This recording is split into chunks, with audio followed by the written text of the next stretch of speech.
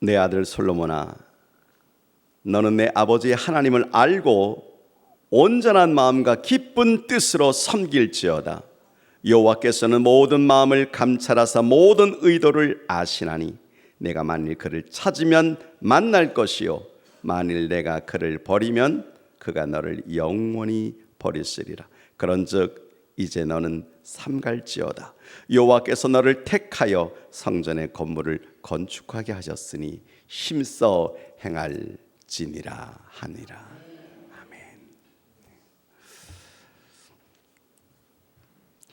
지난 시간에 있었던 그 본문이 다시 반복되어 주심을 혹 알고 계십니까?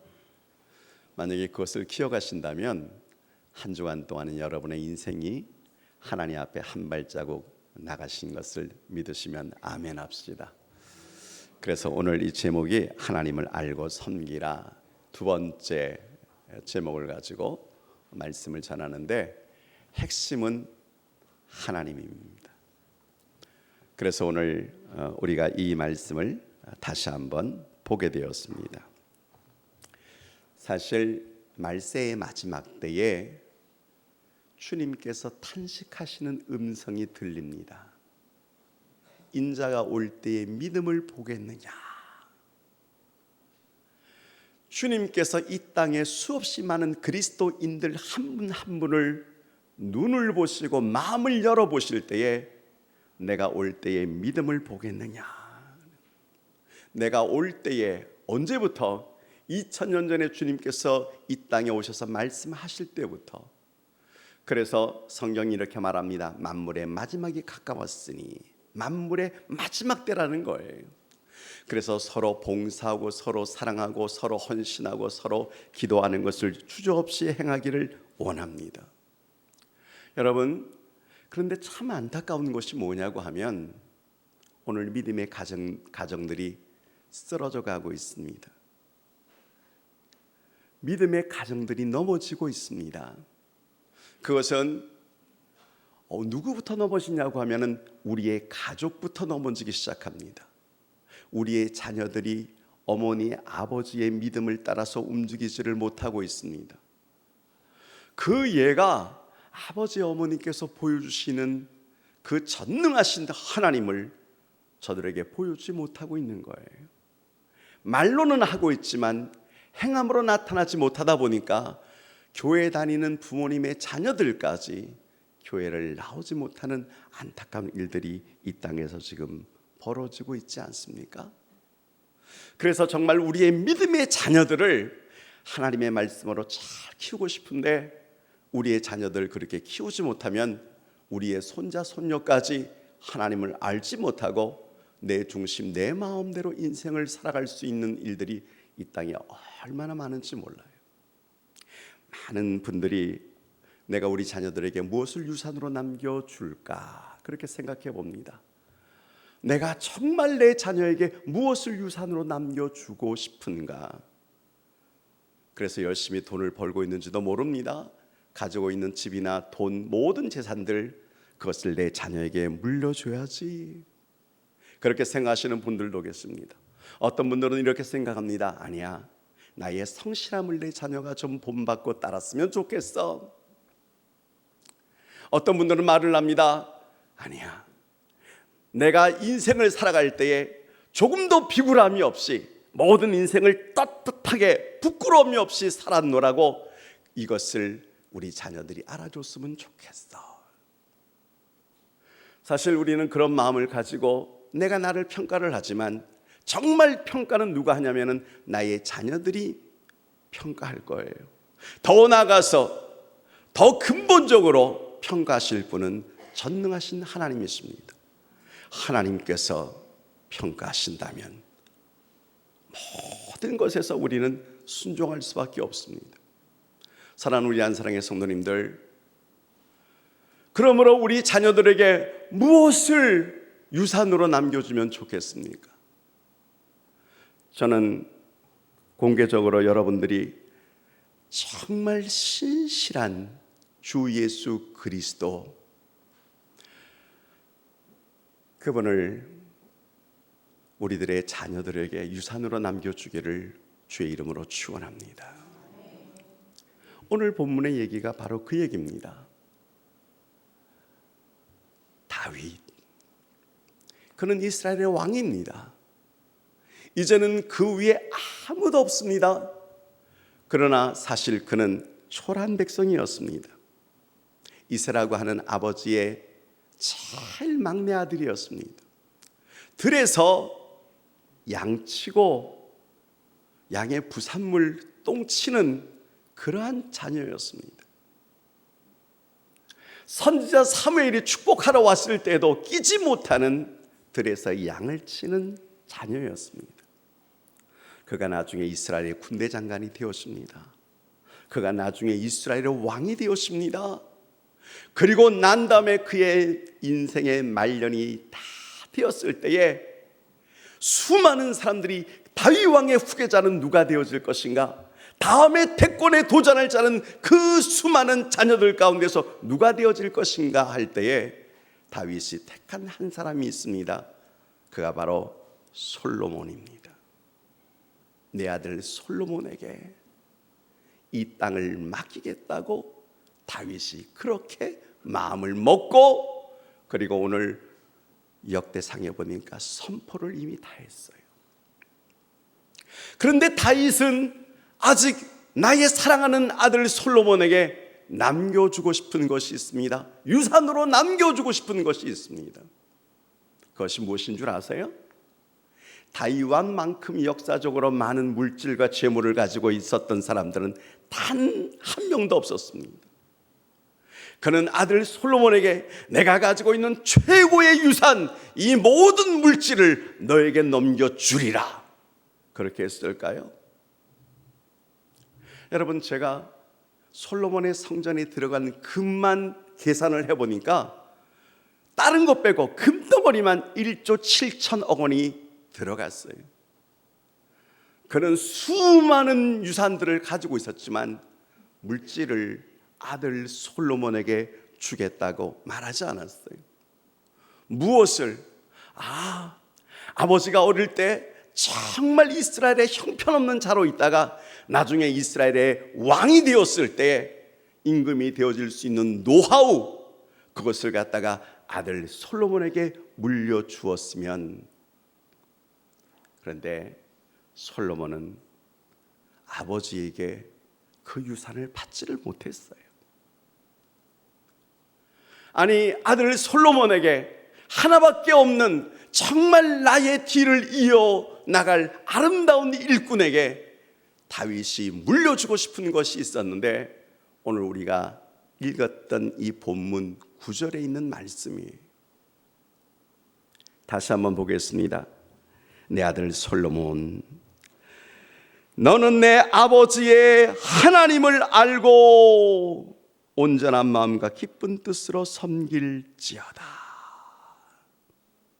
죽기 전에 꼭 해주고 싶은 말, 전하고 싶은 말, 그렇게 되어지기를 원하는 간절한 내 마음 속에 평생 동안 해주고 싶었던 말, 하나님을 알라, 하나님을 섬겨라, 하나님을 사랑하라, 그 하나님을 신뢰하는 마음. 만약에 최고의 지성인 다윗이 최고의 지혜인 왕에게 신앙의 유산을, 하나님을 알라고 그렇게 소개시켜 주었다면, 오늘 이 자리에 앉은 우리 성도님들이 내 자녀들에게 내가 가지고 있는 신앙을 유산으로 물려주기를 주의 이름으로 다시 한번 축원합니다. 그 유산의 첫 번째가 뭐냐고 하면은, 솔로몬, 너는 하나님을 알아야 돼. 내 하나님을 알라. 그래서 오늘 이 시간 이런 질문을 한번 해봅니다. 당신은 하나님을 알고 계십니까?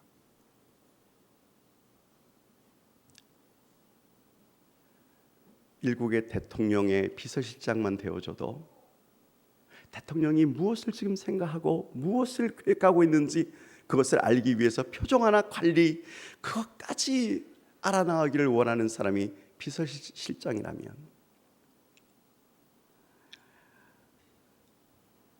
정말 하나님을 알라라 그랬을 때 도대체 하나님의 무엇을 알라라고 하는 것입니까?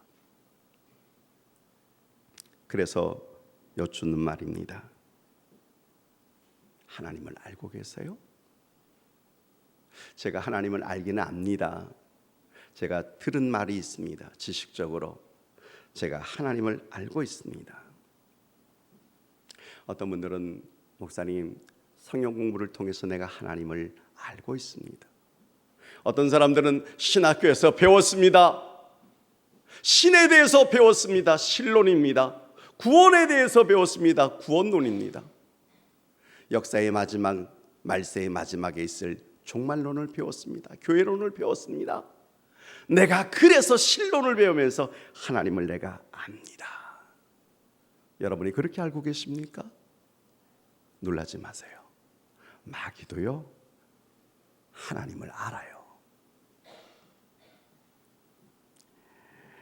더구나 성경 공부를 하시지 않는 분들 가운데서 하나님을 믿는데 하나님을 미신적인 그런 방법으로 하나님을 믿는 사람들이 계시지 않을까 심히 염려가 되었습니다. 내가 타종교에서 내가 다른 신을 섬겼지. 그런데 섬기다 보니까 내 마음에 좀 닿지를 않네. 내가 원하는 방향으로 움직여주지를 않는 거야. 그렇다면 좀 더 센 신, 강력한 신을 한번 믿기를 원하는데 누가 교회당에 나가서 한번 믿으라고 말을 하지 않아? 그렇다면 내가 정말 좀 센 신, 뭐가 셉니까? 나에게 도움을 주고 나에게 물질을 주고 나에게 명예를 주고 나를 갖다가 복되게 만들고 잘되게 만드는 바로 그런 신을 내가 한번 섬기고 싶은데 라는 생각을 가지고 있으면 미안하지만 당신은 신앙생활을 하는 사람이 아니요. 아니 내가 신앙생활을 하지 않으면 무슨 생활을 합니까? 내가 교회당에 지금 와서 앉아있는데. 아니요 여러분, 당신은 종교인이요. 당신은 종교생활을 하고 있는 사람이에요. 그것은 하나님을 전혀 경험해보지 못하는 삶이고 자기 중심적으로 하나님을 생각하는 철두철미한 인본주의자. 기준이 나예요. 나의 생각이에요. 나의 경험이에요. 여러분, 그러나 하나님을 모르고 사는 신앙은 정말 쓸모없는 신앙입니다. 그건 가면 쓰고 지금 신앙생활을 하고 있는 거예요. 하나님을 모르고 믿으니까 항상 내 기준이에요. 하나님이 어떻게 해서 그렇게 하십니까? 나는 하나님이 틀렸다고 생각합니다. 기준이 자기다 보니까. 그런 자는 하나님께서 사용하지를 못하십니다. 아니, 함께 일하실 수가 없습니다. 그러나 여전히 자기가 착각으로 내가 하나님을 알고 있다라고 생각을 합니다. 그래서 처음부터 다시 한번 질문을 드리고 싶어요. 당신은 하나님을 알고 계십니까? 혹 하나님, 나 좀 부족한데요. 나 좀 도와주시면 안 되겠어요? 하나님, 날마다 도와주시고 나에게 복 주시고 나를 좀 위로해 주시고. 그래서 다 받았어요. 하나님이 도와주셔서 다 받았어요.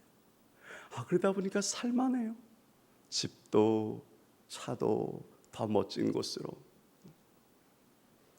이제는 다 받고 나서 보니까 별로 구할 게 없는 것 같아요. 그래서 살만하니까 필요 없는 하나님이 되어지지는 않았어요.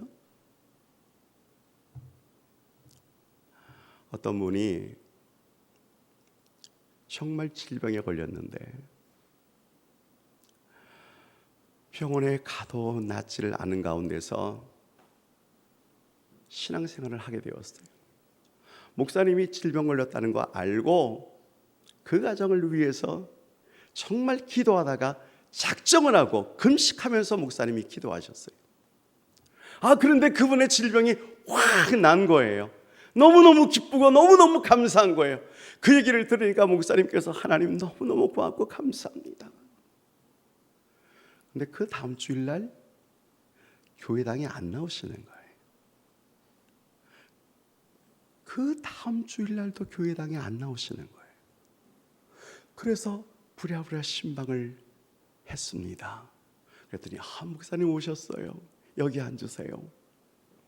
목사님이 본론을 얘기했습니다. 하나님이 고쳐주셨잖아요. 이젠 정말 신앙생활을 잘하시면 얼마나 좋겠어. 그랬더니 이분이 금시초문이라는 표정으로 아니 제가 그래서 헌금을 많이 드렸습니다. 아니 그게 아니고 신앙생활을 하자는 것입니다.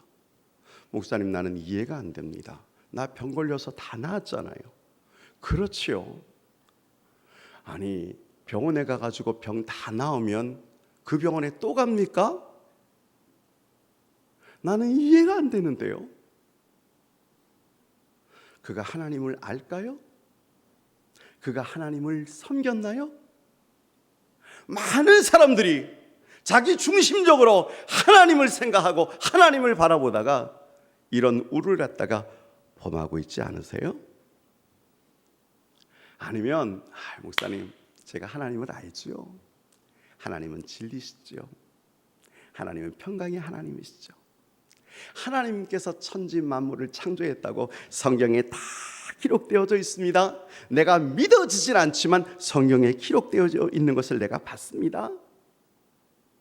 혹시 여러분 가운데서 하나님을 이런 하나님으로 알고 계시지는 않으세요?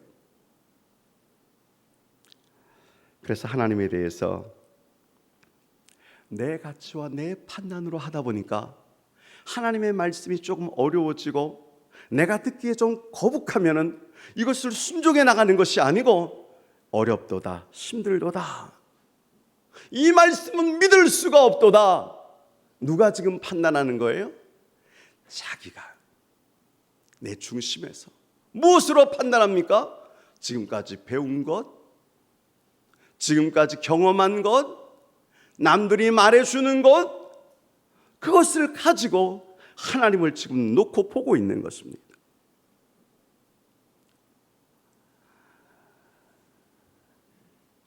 여러분,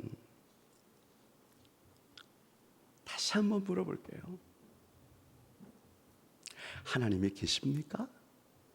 하나님이 계시죠. 그런데 솔직히 말해서 하나님이 계시는지 안 계시는지 모르겠어요. 하나님이 존재하는지 안 하는지 모르겠어요. 혹 하나님이 안 계시다고 해도 상관이 없습니다. 내가 그냥 하나님이 있다고 그렇게 인정하고 믿으면 되는 것이죠. 하나님이 있고 없고가 무슨 중요한 것입니까? 중요한 것은 내 신앙과 내 믿음으로 내가 하나님이 있다고 생각하는 것이죠. 그렇습니까? 여러분이 하나님을 그렇게 믿으십니까? 어떤 분들은 말합니다. 목사님, 하나님이 계시면 좋은데 사실은 하나님이 계시는 것 때문에 내가 너무너무 불편합니다. 하나님은 모든 것들을 알고 계시다 그랬는데 하나님이 나를 알고 계실 때 내가 하는 일, 나의 삶, 내가 그 하나님을 믿다 보니까 너무너무 불편해요. 다시는 하나님, 아이고 내가 이 하나님을 보니까 부담이 되어지는데 100배 부담이 되어집니다. 혹 여러분도 그러신가요? 하나님이 여러분을 알고 계신 여러분 마음이 부담이 되어지세요? 한국교회가 동성애에 대해서 계속해서 강조하고 얘기합니다. 그런데 기독교인들이 주로 얘기를 하고 있습니다. 다른 무리들은 조용합니다. 심지어 이슬람도 조용합니다. 이슬람은 동성애를 인정하기 때문에 조용히 있는 건가요? 3만 명이나 30만 명이 지금 가까워지는 이 땅에 말이죠. 지난달에 70만 명, 1년에 70만 명이 이슬람 있는 사람들이 한국을 다녀갔다고 하니 그 사람들은 동성애를 다 허락하고 받아들이나요? 아닙니다. 그대로 현장에서 쳐 죽여버립니다. 그런데 왜 그들은 가만히 입 다물고 있죠? 소수의 종교들이 뻗어나가는데 허락받기를 원하는 것입니다. 신천지도 하나님의 교회도 소수의 종교들을 갖다가 한국교회가 탄압하는 것, 그런 것 하지 못하게 만들면서 이슬람도 우리도 소수의 종교예요 슬쩍 끼면서 말이죠. 그러면서 마음으로는 그렇지 않은데 동성애자들도 우리도 너무너무 소수의 사람들이 가치를 갖다가 빼앗기면 안 되잖아. 그러면서 입 다물고 가만히 있어요. 오늘 미국이 그래서 넘어갔어요. 미국의 크리스찬들이 알고 있으면서 얘기하지 않았기 때문에 넘어갔었어요. 그 목사님들이 지금 와가지고 그 얘기를 해요. 한국에 있는 목사님들 깨어있기를 원합니다. 여러분들이 앞장서 주시기를 원합니다. 여러분 한번 생각해 보세요. 동성애자들 갖다가 성소수자라 그래가지고 광장에서 다 여러분 얼마든지 모임을 가질 수가 있습니다. 그 사람은 정말 하나님을 믿을까요? 아니요. 그 사람이 생각할 때는 하나님이 없는 게 더 낫죠. 하나님이 계시면 오히려 불편합니다. 사실 믿지 않다 보니까 뭐가 나쁜데, 성소수자들이 그렇게 권리를 주장하는 게 뭐가 나쁜데. 여러분 호주에서 보니까 2만 명, 3만 명이 되어지는 동성애자들이 스크럼을 짜면서 움직이고 있는 그 광장을 본 적이 있습니다. 미국이 동성애자들을 합법화시켰습니다. 심지어는 교회 목사님들도 남자 그 결혼하는 것을 목사님이라고 할지라도 허락을 지금 해나가는 그런 위기에 있습니다. 지지난주에 보셨습니까? 캐나다에 있는 동성애자들이 그 길거리로 나올 때 캐나다 수상이 나와서 그 동성애자들의 깃발을, 그 무지개 깃발을 흔들면서 앞장서 있는 그 모습을 보셨습니까? 전 세계가 지금 그러고 있는데 앞장선 사람들은 뭐가 잘못됐다고 그러는 거야? 그래서 그들을 허락하고 그들을 받아들이는 그 생각을 가지고 있는 사람은 소돔과 고모라의 성경에 있는 이 진리의 사건을 그들은 믿지를 않아요. 하나님께서 그들을 죽이라고 말한 이런 것에 대해서 오히려 반박해 나갑니다. 왜요? 난 하나님이 없다고 생각하는데. 제일 중요한 것이 무엇일까? 인생에겐 기쁨이 가장 중요하지. 모두가 기뻐하면 얼마나 좋아. 여러분, 그러나 다시 한번 말씀드립니다. 믿지 않는 자들에게는 기쁨이 없어요. 그걸 기쁨이라고 말하지 않아요. 다시 한번 예를 들면, 정말 믿음의 가정에 그 남녀가 결혼을 해서 정말 자녀를 갖다가 생산을 했습니다. 그럼 우리가 신망가잖아요. 우리가 축복하잖아요. 우리 교회 같은 경우는 같이 나와서 우리 모두가 기도하잖아요. 그런데 자, 유명한 사람입니다. 자, 여자를 1명, 2명, 3명, 4명 자꾸 만납니다. 그런데 어느 날 한 여자가 아이를 데리고 왔습니다. 당신의 아이입니다. 거기에 여러분 기쁨이 있나요? 그걸 기쁨이라고 표현하지 않습니다. 그걸 쾌락이라고 말을 하는 거예요. 그리스도인들은 기쁨 가운데 있습니다. 때로는 핍박을 받고 때로는 너무너무 남들이 손가락질을 해도 하나님께서 인정하시면 거기에 기쁨이 있습니다. 할렐루야. 그러나 믿지 않는 자들의 삶은 기쁨이 아니요, 쾌락을 위해서 살아가는 거예요. 어떻게 하면 걸리지 않고, 어떻게 하면 사람들이 모르면서, 내 양심으로는 좀 부끄러울지 모르지만, 그러나 양심이 뭐? 양심이 돈을 줘? 양심이 뭐? 저는 어제 제물포 고등학교에 대한 기사를 잠시 읽었습니다. 시험을 볼 때마다 그들은 시험지를 나눠주고 선생님이 밖으로 나가는 거예요. 우리는 무감독자입니다. 우리는 시험 볼 때 양심을 팔지 않겠습니다.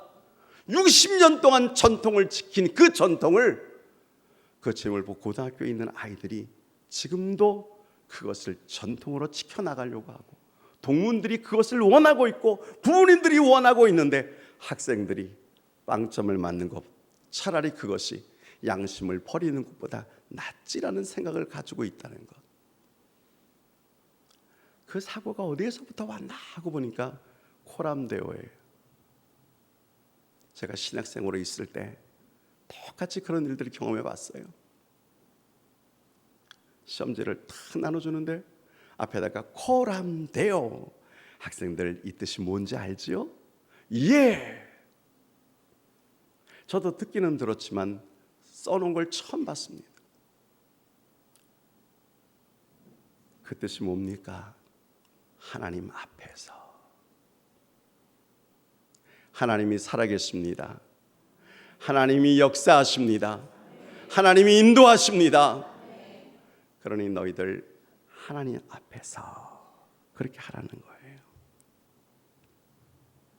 사실 성경에서 보면 우리 자체가, 사람 자체가 하나님의 형상을 따라서 지음을 받았습니다. 그리고 하나님께서는 우리들에게 자유의지를 주었습니다. 근데 사단이 역사를 하는 거예요. 하나님이 뭐라 그러든 하나님이 이렇게 하지 말라고 하던데요. 야, 먹는 날에는 하나님처럼 눈이 밝아질 거야. 여러분 무슨 얘기인 줄 아세요?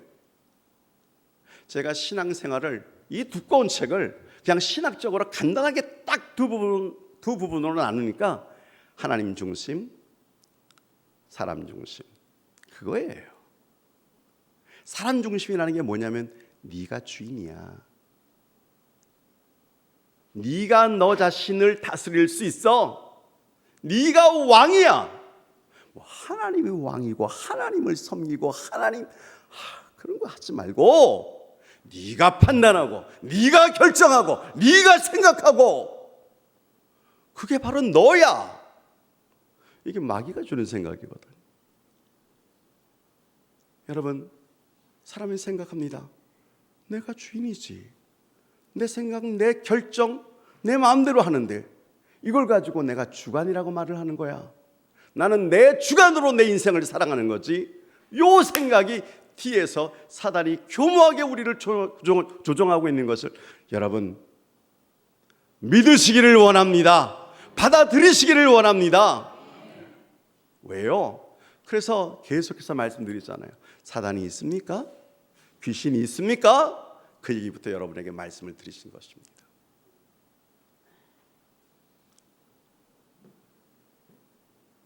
그래서 결론은 두 종류예요. 아, 신이 없어. 하나님 없어. 하나님은 사람이 만들어낸 거야. 역사와 전통을. 그러다가 어느 날 무슨 책을 하나 보니까 진짜 없는데 착각했네. 믿을 이유가 없지. 그래서 우리는 성경을 봅니다. 시편 14편 1절을 그래서 읽어봤습니다. 지난주에 우리가 그것을 읽어봤습니다. 무슨 말인 줄 아세요? 어리석은 자는 그 마음에 이르기를 하나님이 없다고요. 하나님이 그러시는 거예요. 나 존재한다. 나는 살아있다. 나는 너와 함께 할 것이다. 그런데 나보고 없다고? 아이고, 내가 생각할 때 너는 정말 어리석은 자구나.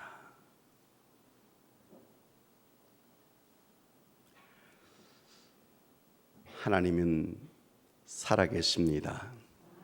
하나님은 존재합니다. 그래서 우리는 그것을 알기 위해서 결국은 성령으로 들어가는 것입니다. 하나님은 한 분이 세 인격을 가지고 계십니다. 그분을 삼위일체의 하나님이라고 그렇게 우리가 말합니다.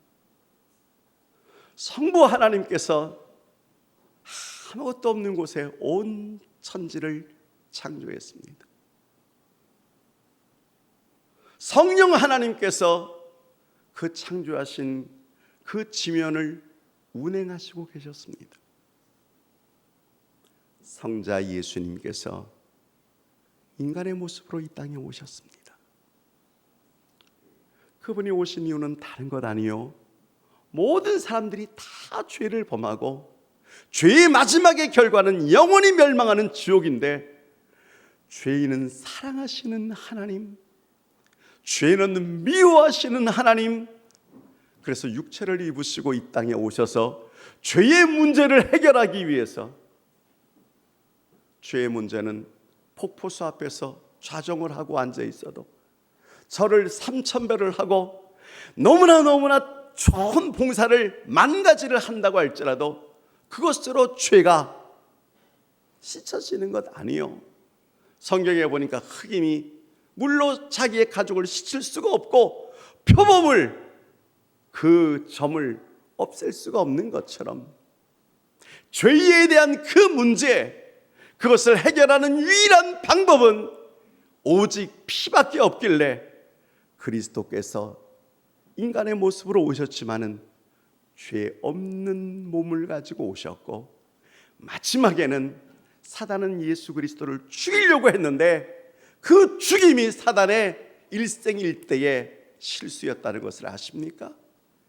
그분이 십자가에 달리심으로 말미암아, 자기의 피를 흘리심으로 말미암아 죄 있는 우리들을 다 사랑해 주시고, 그 은혜와 그 사랑으로 우리들이 예수 그리스도를 바라볼 때 드디어 고백이 터져 나오는 겁니다. 죄인이었던 나를 살리신 전능하신 하나님의 아들 예수 그리스도. 우리가 성경을 통해서 아는 것은 바로 이러한 사실입니다. 사랑하는 우리 안사랑의 성도님들, 그 하나님이 우리에게 나타나셨습니다. 예수 그리스도의 몸을 입고 나타나셨습니다. 그분이 구원하시는 하나님이십니다. 아멘. 인생의 가치와 사명을 우리들을 향해서 주신 하나님이십니다. 아멘. 약속하신 것은 반드시 이루시는 하나님, 연약한 자를 돌보시며 육신의 몸으로 오셔서 정말 이 땅에서 약한 자들, 그들이 하나님 앞에서 간구하고 기도하는 것을 들어주시는 하나님, 우리의 앉고 일어섬을 아시는 하나님, 나의 형편과 처지를 알고 계시는 그 하나님, 때로는 나를 너무너무 사랑하셔서 하나님의 자녀로서 연단 가운데 훈련시키시고, 연단이 없으면 사생자라고 말씀하시고, 그래서 하나님의 형상을 끝까지 놓지 않기를 원하고, 이 땅에서 마지막까지 끝까지 참으시지만 마지막에는 영광의 보좌 앞에서 심판의 종으로 오시는 전능하신 예수 그리스도. 그래서 그분이 올 때에 믿는 자를 보겠느냐 그럴 때, 그때까지 세상에 동요되지 아니하고 믿음을 잃어버리지 아니하고 하나님의 형상을 내 가슴속에 품으면서 주의 말씀대로 살아가는 자들에게 하나님께서는 진리의 징표로 손을 잡으시고 하나님의 보좌 앞으로 걸어가는 전능하신 예수 그리스도. 여러분 이분을 믿으십니까? 이분을 마음속에 받아들이십니까? 다윗이 지금 얘기하고 있는 것은, 솔로몬, 너는 이 하나님을 알라. 어떤 하나님? 인격적인 하나님, 내 삶에서 역사하셨던 그 하나님. 솔로몬아, 너도 알지? 내가 한때는 한 여자에게 빠졌느니라. 여러분, 밧세바의 그 사건은 다윗의 일생일대 최고의 실수였어요. 그렇지만 그는 그 사건을 행하고 나서도 속이려고 그랬어요. 우리아를 속이려고 그랬어요. 최고의 군대장관 속이려고 그랬어요. 선자를 속이려고 그랬어요. 하나님도 속아 넘어갈 줄 알았어요. 근데 하나님께서 선자를 통해서 조목조목 얘기하셨어요. 나 혼자 행한 그 일, 아무도 모르는 그 생각 어떻게 하셨을까?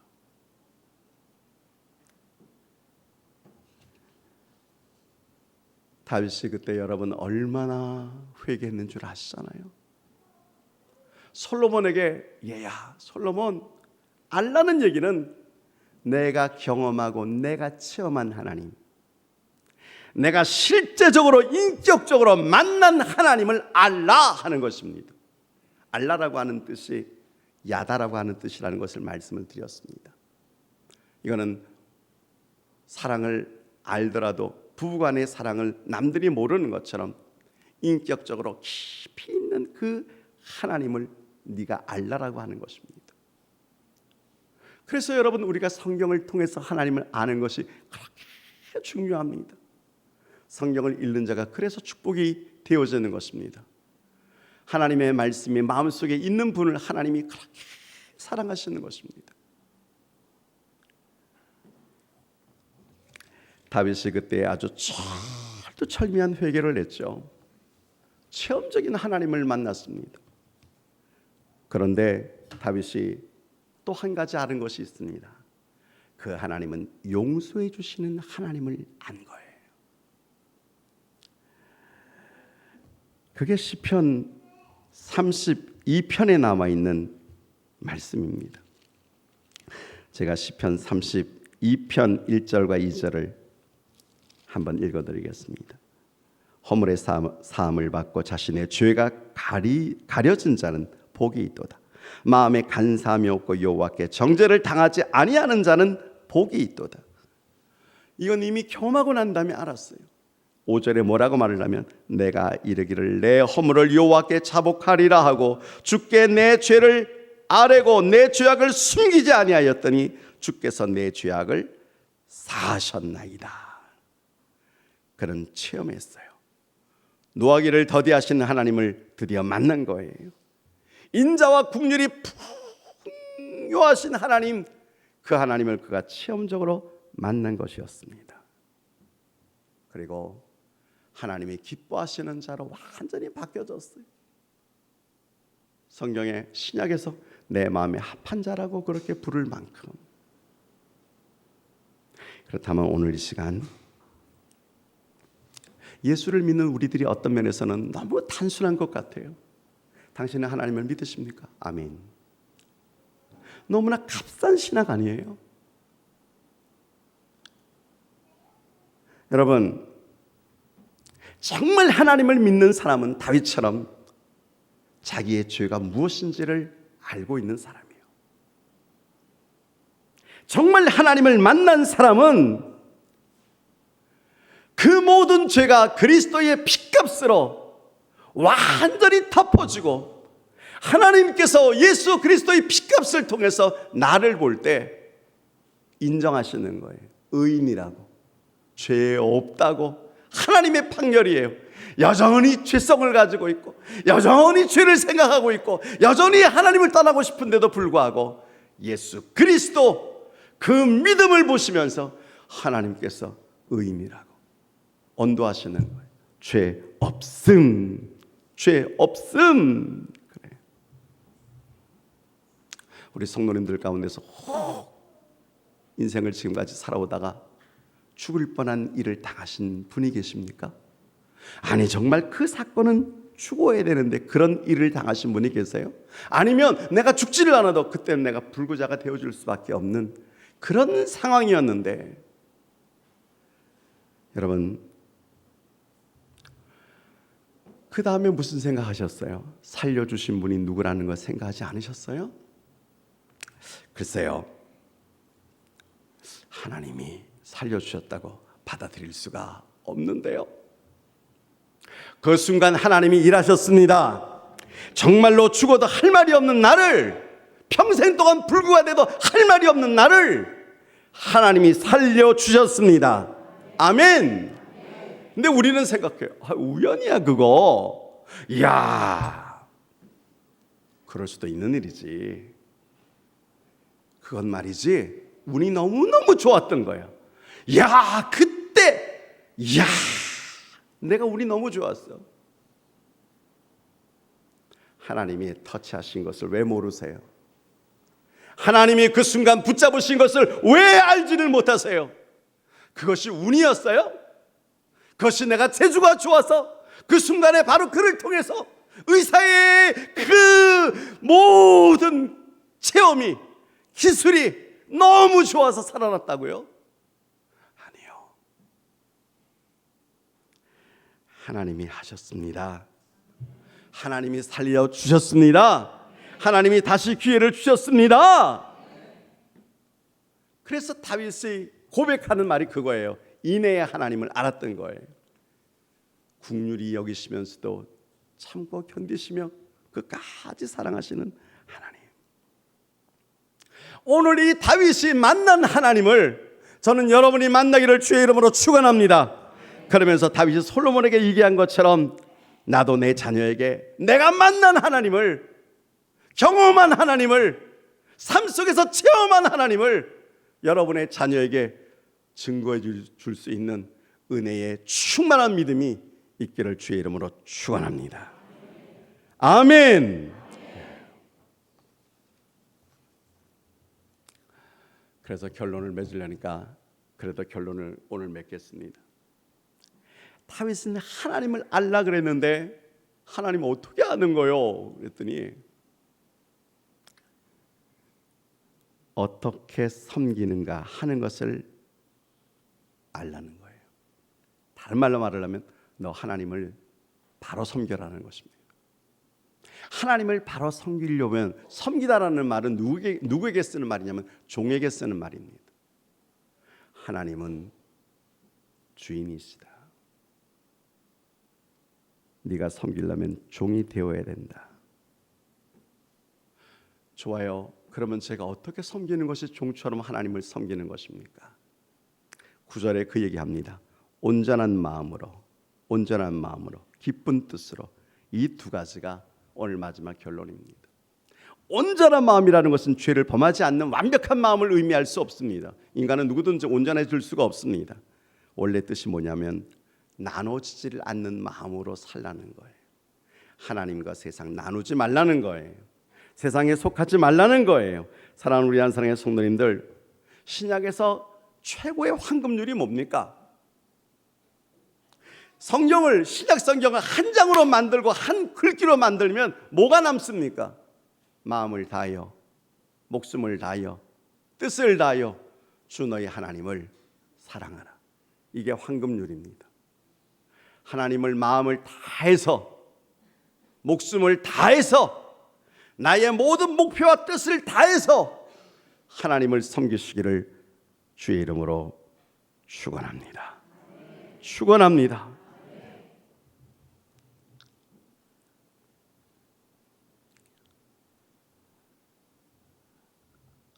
제가 전도사 시절에 은혜 받겠다고 오살리 금식기도원을 들어갔었습니다. 제가 잘 경험해보지 못한 손 들고 하는 기도, 박수 치면서 하는 기도, 통성으로 하는 기도 다 거부겠지만 그냥 그대로 따라서 했었습니다. 정말 첫날 다르고 둘째 날 다르고 셋째 날 다르고 넷째 날 다르고 계속해서 은혜가 쌓이는데 제가 한 분이 자꾸 이렇게 관심이 가는 거예요. 좋은 옷을 입긴 입었는데 박수도 안 치고 손 들고 기도하는 법도 없고 무릎 꿇지도 않고, 그래서 쉬는 시간에 그래도 전도사라고 뭐 대단한 건 줄 알고 어떻게 신앙생활을 하십니까? 내가 믿어보려고 하는데 잘 못 믿겠다는 거예요. 강례상에서 하는 말은 내가 경험한 거하고 다 다르다는 거예요. 나도 한번 그렇게 하고 싶은데 안 된다는 거예요. 근데 나중에 제가 그 원인을 알았어요. 이분이 직업이 뭐냐고 하면 장군이에요. 완스타예요. 근데 암병에 걸린 거예요. 그래서 누가 가보라 그래가지고 물어서 오살리 기도원에 왔는데 그 수많은 사람들이 찬양하고 있어도 박수도 치고 싶은 마음도 없고 쳐다보고 있는 거예요. 그래서 제가 기도하고 우리 같이 한번 기도하자고, 제가 이 시간 다 말씀드릴 수가 없어서 거두절미하고 그분에게 정말 그대로 한번 따라해보라 그랬습니다. 그랬더니 자기는 못 따라한다는 거예요. 그래도 한번 해보십시오. 그러면서 당신을 주님께 맡기십시오. 허물을 벗으십시오.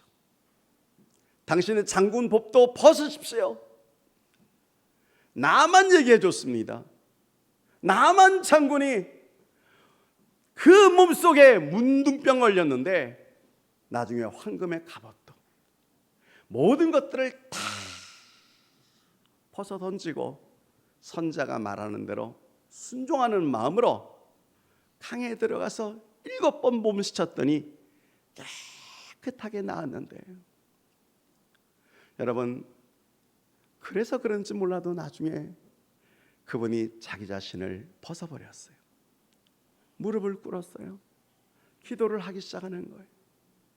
근데 찬양이 터져 나오는 거예요. 나중에 제가 보니까 방언이 그의 입에서 터져 나오는 거예요. 어저께 본 그 사람이 아니었어요. 그저께 본 그 사람이 아니었어요. 하나님을 하나님으로 만난 사람이었어요. 성경에 보면 그런 사람이 얼마나 많은지 몰라요. 이걸 경험하라고 다윗이 솔로몬에게 얘기한 것입니다. 예, 하나님을 섬겨라. 어떻게 섬깁니까? 온전한 마음으로 섬겨라. 그리고 어떻게 섬깁니까? 기쁜 뜻으로 섬겨라. 저는 이 기쁜 뜻을 가지고 한 주간 묵상했었습니다. 요약하면 이런 얘기입니다. 강요하지 않는 뜻. 그러니까 강요하지 않는 봉사, 마지못해 하는 것이 아닙니다. 자발적으로 마음에서 우러나서 하는 거예요. 왜? 하나님을 하나님으로 보이기 시작하니까 이제는 누가 시켜서 하는 것 아닙니다. 그냥 감격이 되었습니다. 헌금도 이게 내게 아니었습니다. 예배도 이 시간이 내가 앉아있는 시간이 아니었습니다. 하나님 앞에 봉사하는 것도 모든 것 하나하나가 헌신해 나가는데 진정으로 헌신하는 것, 이것이 하나님께서 원하시는 뜻이었습니다. 저는 오늘 이 시간에 다윗의 이 간절한 목마름 외침, 솔로몬에게 주고 싶은 건 많이 있었지만 하나님을 알라라고 하는 것, 어떻게 알아야 됩니까? 온전한 마음과 깊은 뜻으로 하나님을 섬기는 것, 이러한 마음을 여러분이 가지시기를 주의 이름으로 축원합니다. 축원합니다.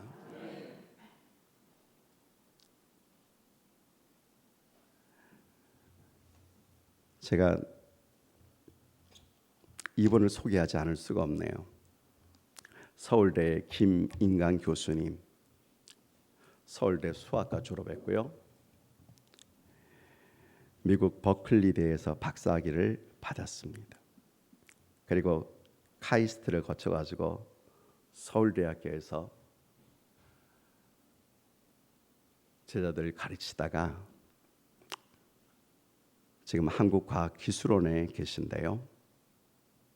2007년도에 40대 학자로서 우수과학자에게 주는 상을 처음으로 받았습니다. 교회 집사님이시고요. 그리고 그가 기쁨 공식이라는 책을 펴냈습니다. 제가 그 책을 보면서 은혜를 받았습니다. 2살 때 넘어지면서 절름발이가 되어진 거예요. 그의 인생에 있어서 2살 이후에는 걸어본 적이 없어요. 완전히 쩔뚝쩔뚝 열병이 나가지고 나중에 열병은 떨어졌는데 걷지를 못하는 인생이 되어졌습니다.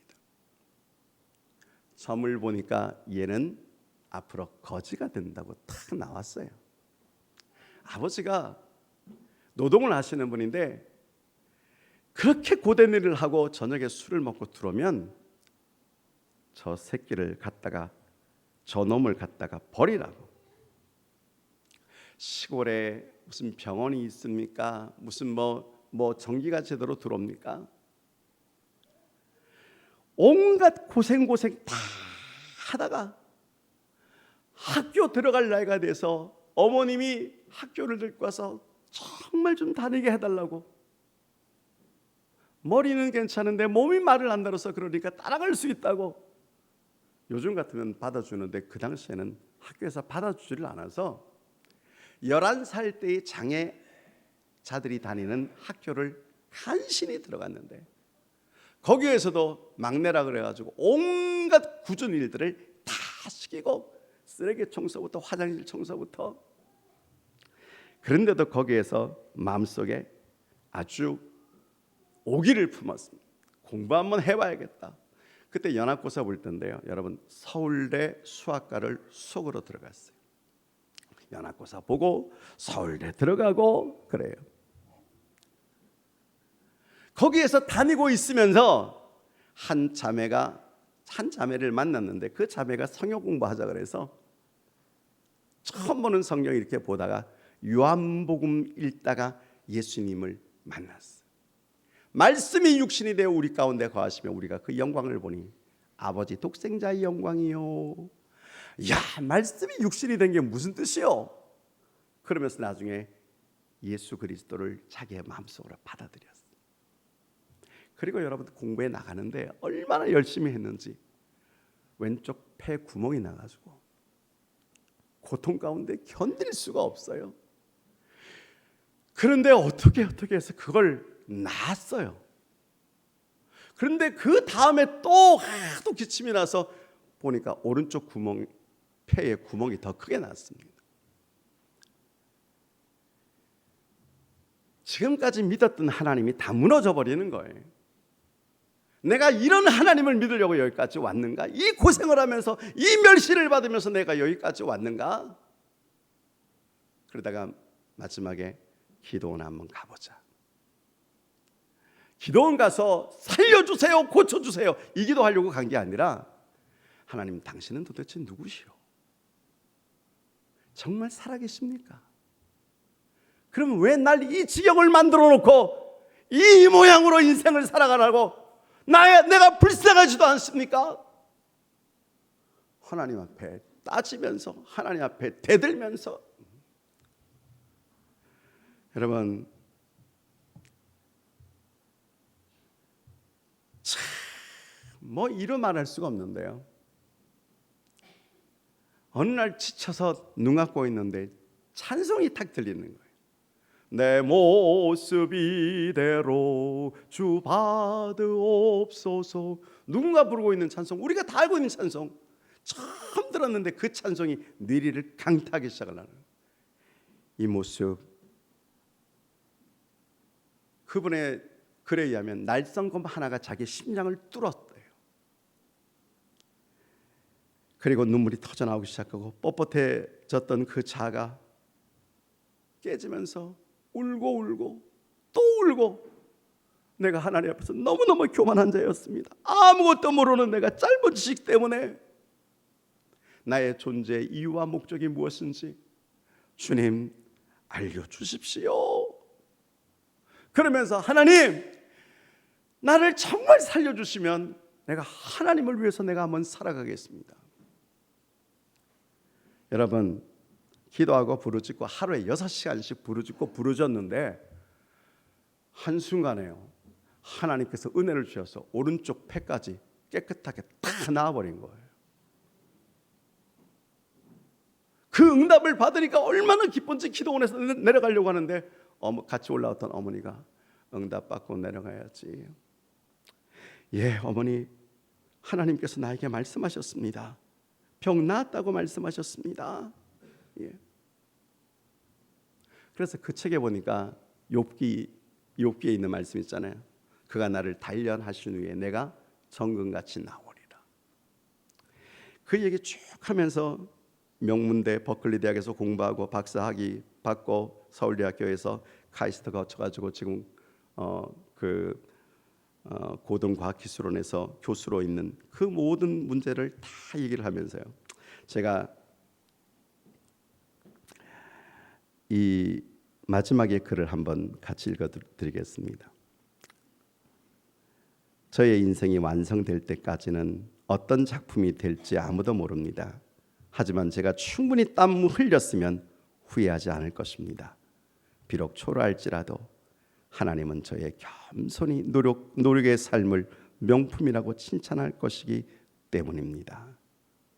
여러분, 그러면서 그 글을 쭉 썼는데요, 그가 눈물로 이 글을 쓰면서 내가 만난 하나님, 내가 체험한 하나님, 살아계신 하나님, 그걸 고백하고 있는 거예요.